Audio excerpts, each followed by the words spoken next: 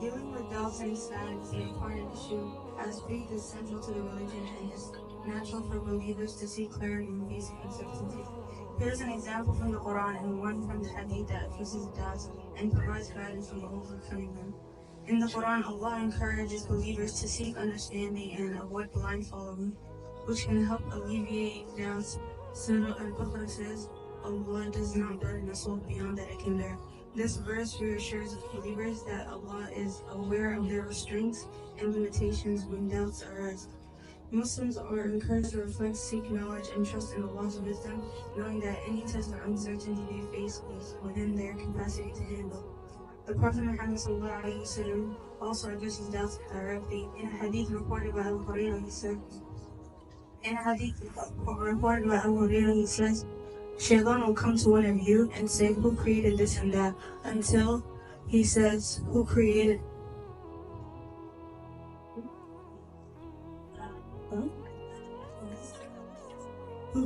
your Lord?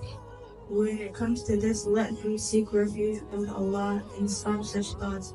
This hadith advises believers to seek refuge with Allah from intrusive doubts or thoughts that may lead them away from the faith. The Prophet encouraged dealing with doubts through seeking Allah's protection and focusing on positive aspects of faith. These teachings emphasize patience, understanding, and reliance on Allah's guidance to help overcome doubts and Islam. Charity, which is also known as sadaqah, is one of the good deeds hold a central place in Islam, as they embody compassion, empathy, and selflessness, aligning with the values that Allah wants Muslims to live by. The concept of sadaqah isn't limited to financial gain; it also includes the acts that benefit others and bring closer to Allah. In Surah Baqarah, ayah 26-1, the ayah talks about the examples of those who spare their life in the cause of Allah. Is that a grain that sprouts into 7 years, each bearing 100 grains, and that Allah multiplies the reward even more to whoever He wills. For Allah is all bountiful, all knowing. Example number 2.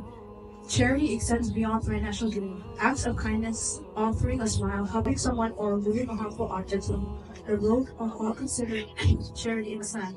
The Prophet Muhammad said, every act of goodness is more charity. This is Sahih Muslim 1000. Trusting in Allah during difficult times is a key component of Iman in Islam, and there are several hadiths where the Prophet ﷺ speaks about the importance and reward of placing trust in Allah, especially in hardship. One powerful example of trusting in Allah during difficult times can be found in Surah At-Tawbah, ayah 51, where Allah says, never will be struck except by Allah who is a great trust. He is our protector, and upon Allah let the believers rely. For example, imagine a person facing a sudden financial hardship. Perhaps they have lost their job and the stress of not knowing how to support their family weighs heavily on them. This verse reminds them that nothing happens outside of Allah's pleasure. The hardship they are facing is part of His wisdom, and it's important to place their trust entirely in Allah. By relying on Allah as a protector, they find comfort in knowing that He is aware of their situation and He'll provide them with a way forward. And even if they don't see it yet, their trust in Allah allows them to continue making efforts with patience, knowing that ease will come as promised. This trust can lead to peace, patience, and hope during the difficult time, demonstrating their reliance on Allah as the one who controls all of it. Sacrificing for Allah. Khadija radiallahu anha was a businesswoman. She was a wealthy woman. She used her resources selflessly to support Islam. She gave up her wealth to spread Islam and the Prophet ﷺ's mission. You can apply this in your life by considering making financial and emotional sacrifices. Anas ibn Malik reporting, the Prophet, peace be and blessings be upon him, said, Whoever has 3 traits within himself will find the sweetness of faith. Number 1, whoever loves Allah and His messengers more than anything else. One who loves a servant only for the sake of Allah, and one who hates to turn back to unbelief after Allah has saved him, just as he hates to be thrown into fire. That's by Sahih Bukhari. Abu Qatada reported, the Prophet, peace be and blessings be upon him, said, Verily, you will never leave anything for the sake of Allah. For the sake of Allah, Almighty, but that Allah will replace it with something better for you. To summarize, true Iman in Islam means trusting Allah fully, sacrificing for His sake, and serving others through charity and good deeds. This journey strengthens our connection to Allah, purifies our hearts, and helps us find peace even amidst doubts. With patience and sincerity, we draw closer to Allah, confident in His guidance and mercy. Allah Akbar. Okay, our presentation is connecting with the Quran. Our presentation is connecting with the Quran. Why should we do it? Why it's important, understanding the Quran and our team better. There are steps and measures we should take to make our experience better and more enjoyable, and not see reading the Quran as just a chore or something we do when we have to see. So the first step is Start with pure intentions. Why is it important? Approaching the Quran with sincerity ensures your heart is ready to receive its wisdom and blessings with the intention to grow closer to Allah subhanahu wa ta'ala. In Surah Bayyinah, chapter 98, ayah 5, it says, وَمَا أُمِرُوا إِلَّا لِيَعْبُدُوا اللَّهَ مُخْلِصِينَ لَهُ الدِّينَ حُنَفَاءَ وَيُقِيمُوا الصَّلَاةَ وَيُؤْتُوا الزَّكَاةَ وَذَلِكَ دِينُ الْقَيِّمَةِ. And they are not commanded except to worship Allah alone, being sincere to Him in religion, inclining to truth, and to establish prayer and give zakat, and that is the correct religion. What this means is you should approach the Quran with sincerity and truth, because it allows for a deeper understanding of its teaching, and it promotes generally spiritual growth. When you read with sincere heart, you're most likely to reflect on the messages and apply them to your life, strengthening your connection to Allah subhanahu wa ta'ala. This sincere engagement also fosters a clear sense of purpose, making your journey through the Quran more meaningful. My side is about learning how to recite the Quran. Reciting the Quran with proper pronunciation or tajweed enhances our Iman and allows us to appreciate the beauty of the Quran. And it is a way to receive many good deeds. It also fulfills the oral tradition of how the Quran was revealed and recited.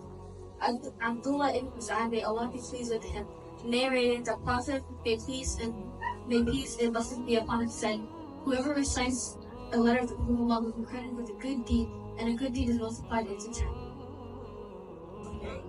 We want to understand its messages and its meanings and why we are reading it and the lessons we can take from it. Understanding its messages is really important because the Quran helps you because understanding it helps you appreciate its messages and its guidance and helps you apply it to your life. The meanings become clearer and impactful when you know the context. Allah subhanahu wa ta'ala says in the Quran, أَفَلَا يَتَدَبَّرُونَ الْقُرْآنَ وَعَلَىٰ قُلُوبٍ أَقْفَالُهَا. Surah Muhammad, verse 24. Then they do not reflect upon the Quran, and there are locks upon their heart. We do not want locks to be placed on our heart and to be hard-headed and see the Quran as something as a struggle or something that we just do forcefully, just not something enjoyable. Also, we want to apply the Quran to our daily lives. Applying the Quran to our daily lives helps us see the meaning and the truth behind the Quran. The Quran guides us on how to live a fulfilling and upright life. Applying its teachings turns knowledge into action and makes you a better person and helps you contribute positively to this world and helps you with the hereafter. Allah says in the Quran,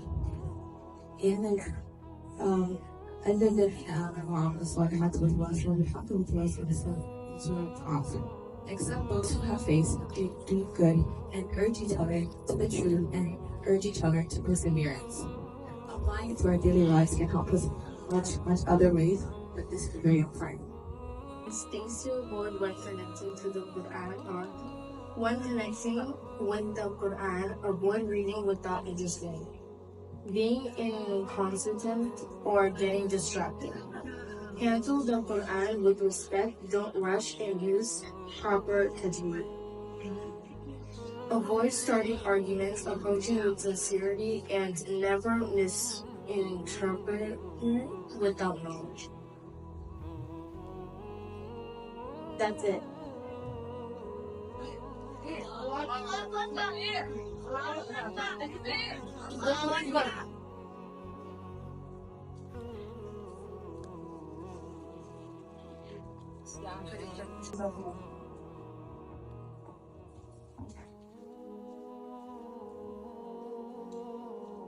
to be talking about kind speech. I'll share a story with you guys from Sahih al-Bukhari. The Prophet ﷺ was walking with Aisha radiallahu anha, and there was a group of people from Medina, a group of people from the book. And as they were walking, they yelled out and said, "Salam alaikum," which means may death be upon you instead of saying salam. And so the Prophet ﷺ, while being calm and composed, said, "Wa alaikum," meaning and upon you. Aisha radiallahu anha was outraged by the way they spoke to the Prophet ﷺ. And she screamed back at them, and she said, "Wa alaykum salam wal la'nam." And upon you is the curse of Allah, and upon you is the anger of Allah. And she started to shout back at them, and the Prophet ﷺ told her, "Be calm, O Aisha. You should be kind and lenient and be aware of the harshness." He said to Aisha radiallahu anha, "Inna Allah rafiq yuhibbul rifqa fil amri kulli." Very beautifully he said that Allah is gentle and Allah loves gentleness in all things. The purpose of this story is to tell you guys kind speech is important in Islam because it reflects good character and respect for yourself and others.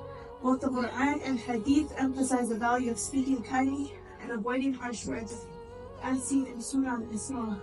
Allah said, "And tell my servants to say that which is best." Speaking kindly is seen as an act of worship that can bring rewards to Allah. The Prophet Muhammad said, "A good word is charity." Overall, kind speech is an essential aspect of Islamic etiquette and morality, promoting peace and goodwill in society. We'll be starting off with a Quran recitation.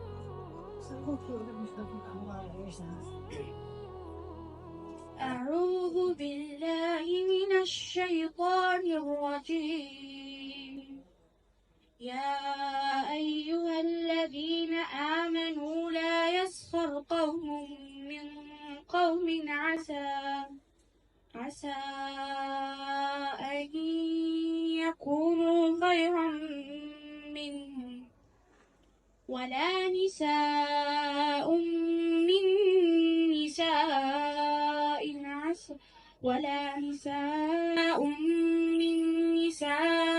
عسى أن يكن خيرا منهم ولا تلمزوا أنفسكم ولا تنابزوا بالألقاب بئس الاسم الفسوق بعد الإيمان ومن لم يتب فأولئك هم الظالمون. يا أيها الذين آمنوا اجتنبوا كثيرا من الظن إن بعض الظن إثم ولا تجسسوا ولا يغتب بعضكم بعضا أيحب أحدكم أن يأكل لحم أخيه ميتا فكرهتموه واتقوا الله إن الله تواب رحيم.